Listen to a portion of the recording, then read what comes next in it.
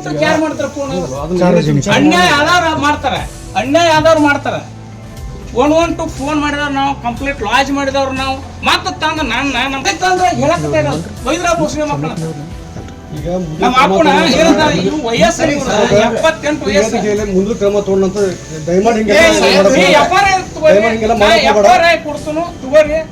ಅದಾದ್ರೆ sir ಅವರು ಸಮಸ್ಯೆ ಏನಾಗಿದೆ? ಸಮಸ್ಯೆ ಸರ್ ಒಂದು ಸಿವಿಲ್ ಡಿಸ್ಪ್ಯೂಟ್. ಹಾರಿಗೆರೆ ಪೊಲೀಸ್ ಠಾಣೆಯ ಮುಂದೆ ತಂದೆಯ ಶವವಿಟ್ಟು ಪ್ರತಿಭಟನೆ ನಡೆಸಿದ ಸಿಪಿಐ ಅಶೋಕ್ ಸದಲಗಿ. ಹಾರಿಗೆರೆ ಪಿಎಸ್ಐ ಮಾಳಪ್ಪ ಪೂಜಾರಿ ಜನವರಿ 10, 2005 ಠಾಣೆಗೆ ಆಗಮಿಸಿದ್ದ ಅನ್ನಪ್ಪ ಸಂಕಪ್ಪ ಸದಲಗಿ ಕಿರುಕುಳ ಆರೋಪ ಹಿನ್ನೆಲೆ ಮನನೊಂದ ವ್ಯಕ್ತಿ ಒಬ್ಬರು ಬೆಳಗಾವಿ ಕೆಎಲ್ಇ ಆಸ್ಪತ್ರೆಯಲ್ಲಿ ಸಾವಿಗೀಡಾಗಿದ್ದಾರೆ ಎನ್ನುವ ಆರೋಪ ಕೇಳಿ ಬಂದಿದೆ.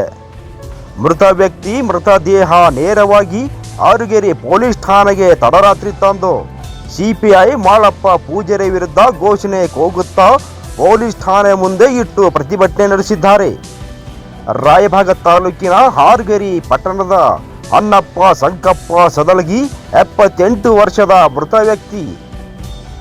ಸಿವಿಲ್ ವಿಷಯಕ್ಕೆ 78 ವರ್ಷದ ವ್ಯಕ್ತಿ ಅನ್ನಪ್ಪ ಸದಲಗಿ ಸುಮಾರು ದಿನಗಳಿಂದ ಕಿರುಕುಳ ನೀಡುತ್ತಿದ್ದರು ಎಂದು ಆರೋಪ ಬೆನ್ನಲ್ಲೇ ಹಾರಿಗೆರೆ ಪೊಲೀಸ್ ಠಾಣಾ ಮುಂದೆ ಮೃತದೇಹವಿಟ್ಟು ಸಿಪಿಐ ಮಾಳಪ್ಪ ಪೂಜಾರಿ ವಿರುದ್ಧ ಪ್ರತಿಭಟನೆ ನಡೆಸಿದರು.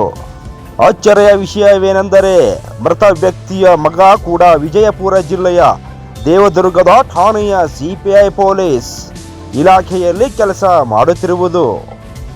ಈ ಪೊಲೀಸ್ ಇಲಾಖೆಯ ಈ ಥರ ಕಿರುಕುಳ ನಡೆದಿದ್ದು ಯಾರೋ ಒಬ್ಬರ ಮಾಡಿದ ತಪ್ಪಿಗೆ ಪೊಲೀಸ್ ಇಲಾಖೆ ತಲೆ ತಗ್ಗಿಸುವಂತಾಗಿದೆ. ಇನ್ನು ಪರಿಸ್ಥಿತಿ ತಿಳಿಗೊಳಿಸಲು ಚಿಕ್ಕೋಡಿ ಭಾಗದ ಎಲ್ಲ ಡಿವೈಎಸ್ಪಿ, ಸಿಪಿಐ, ಪಿಎಸ್ಐ ಸ್ಥಳದಲ್ಲಿ ಹಾಜರಿದ್ದರು.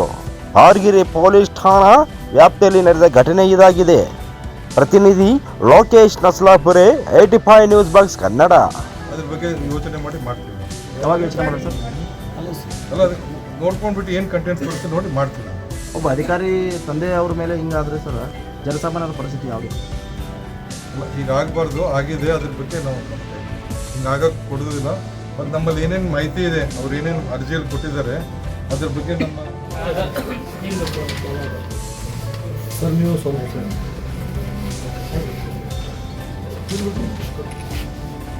ದಯವಿಟ್ಟು ನಮ್ಗೆ ಅನ್ಯಾಯ ಮತ್ತು ದೌರ್ಜನ್ಯವನ್ನು ನ್ಯಾಯ ಕೊಡಿಸ್ಬೇಕಂತ ಹೇಳಿ ತಿಳ್ಕೊತೇನೆ.